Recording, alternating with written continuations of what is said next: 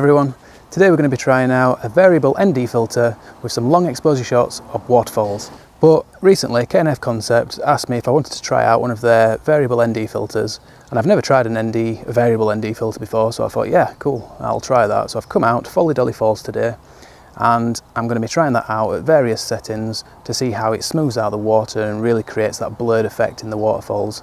So let's crack on, it's just down here and I'll see you down there.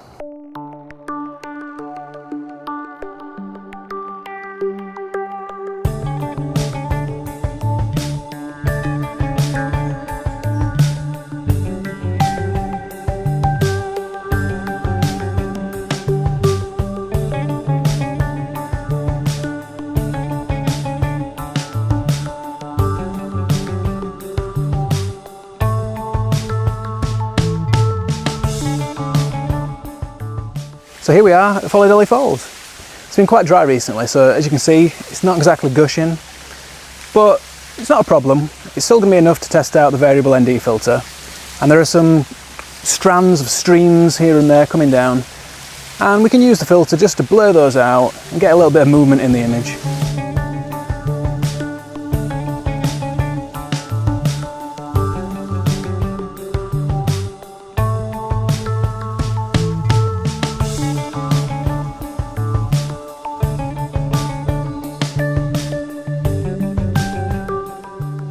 This is my scene.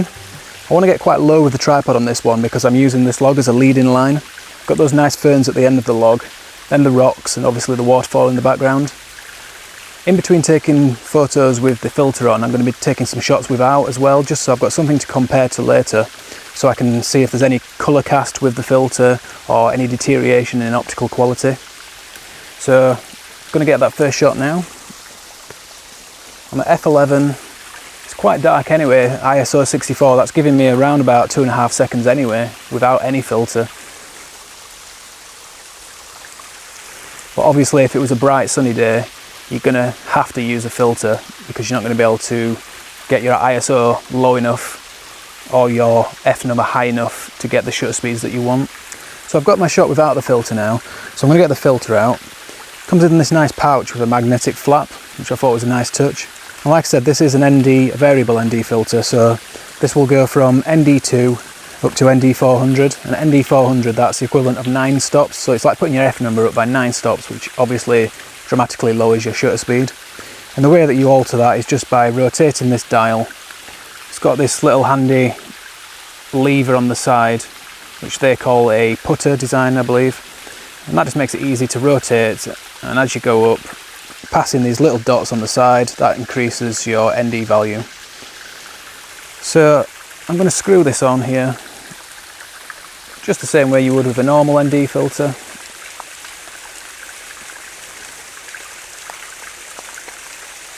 And I'm going to set that to ND2. Now I already set my focus with my shot without the filter, so I've set the lens to manual focus now, so I can't change my focus, it's where it was before. I'm on f11 still, I've got the filter on, and that has lowered my shutter speed now.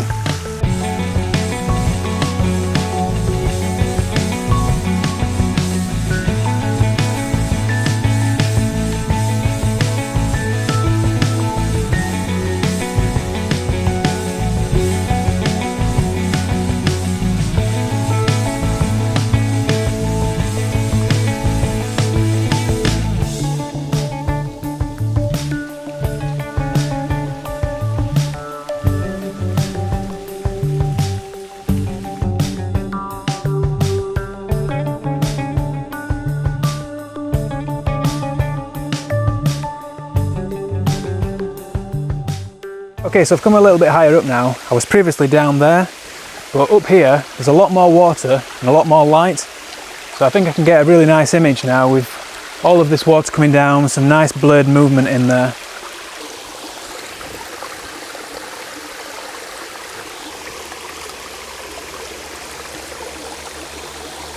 Alright, the light's getting low now and I'm going to need to wrap up fairly quickly.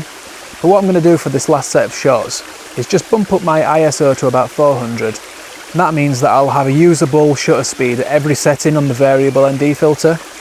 So by the time I get up to ND400, 9 stops, I'll be getting around about 25 seconds of shutter speed. And that way I can get all of those shots onto the computer and compare them all against the shot which didn't use the filter at all, and we can see what the optical quality is like. So I'm going to take these shots, get home, get on the computer, and we'll have a look at those. I'll see you there. So fantastic to get out to Folly Dolly Falls today. It's a location I've not been to before, and it's a fantastic little spot. Unfortunately, like I said, the waterfalls were not particularly powerful. We've not had much rainfall recently. But I'm definitely going to get back there at some point, because I think maybe in autumn I could get a really good shot there after we've had some significant rainfall. And it was really good to use the filter. Like I said, I've not used a variable ND filter before, and I found it really useful not to have to carry several different ones with me. And it works really well. I think it's a good filter. This is the packaging it comes in. So unfortunately the courier that sent this did bash up the box just a little bit. But you get the nice magnetic flap on the packaging, which is quite nice.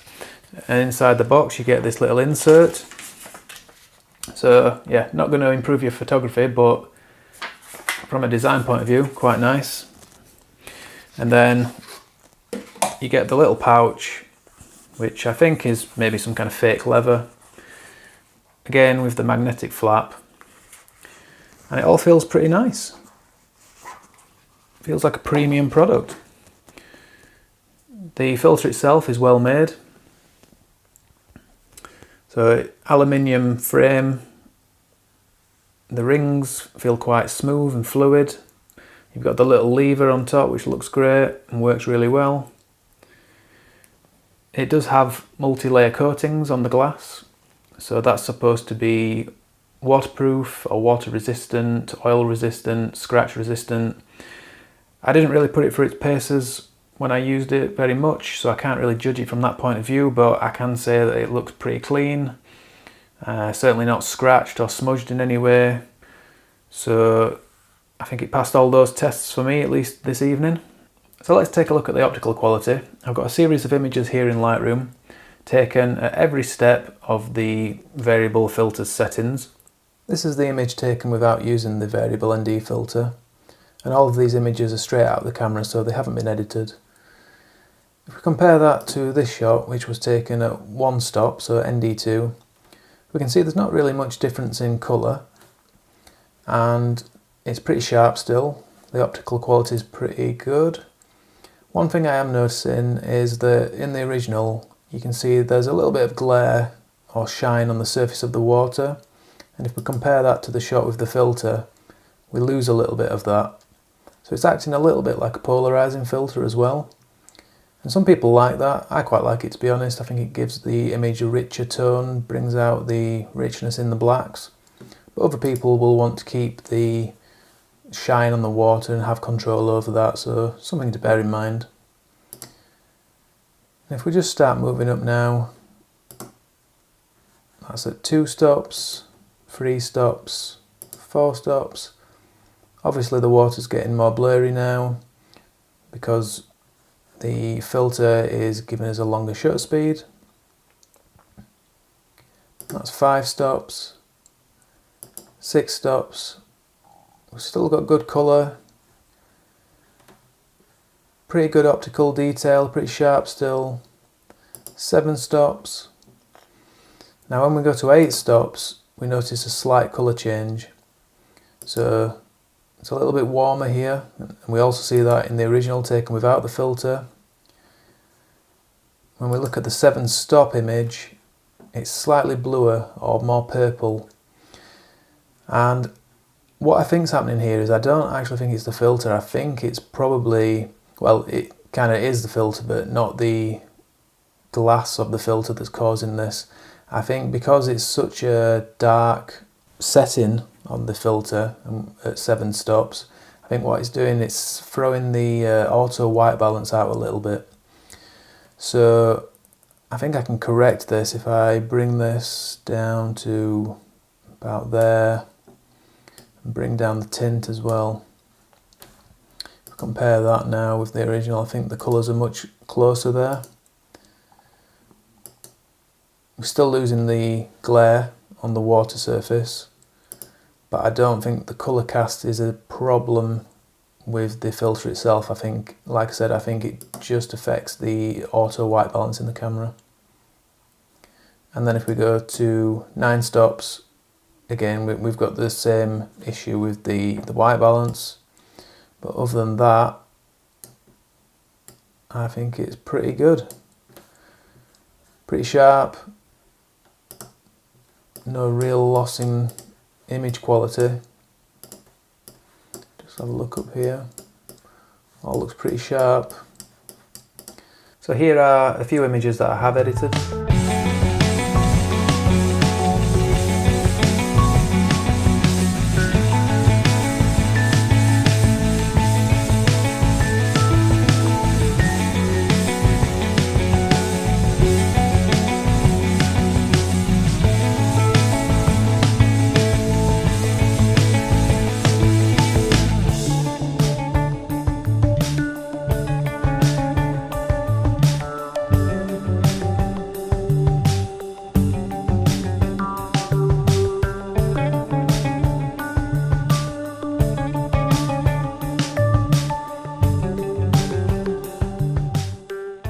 So all in all, I think the K&F Concept variable ND filter is a pretty good product. Like I said, I didn't really notice any particular degradation in quality compared to when not using the filter. There is a little bit of colour change when you get up to about 8 or 9 stops, but I think that's to do with the auto white balance settings and how the high ND values affect that in camera. And that's easily adjusted in Lightroom later, so I'm not really concerned about that. It feels really well made, and yeah, I'll definitely be using this again. Certainly saves carrying around multiple filters. If you're the type of person who likes the really high-end gear, or you're a professional, you might want to go for one of the really high-end brands that are really expensive. But I think for where this product is placed price-wise, it's aimed at the average user, and I think for those users, you're going to get a really good product with this. There are some links below in the description where you can find the product, so take a look at those. And that's about it for this video, so thanks a lot for watching everyone.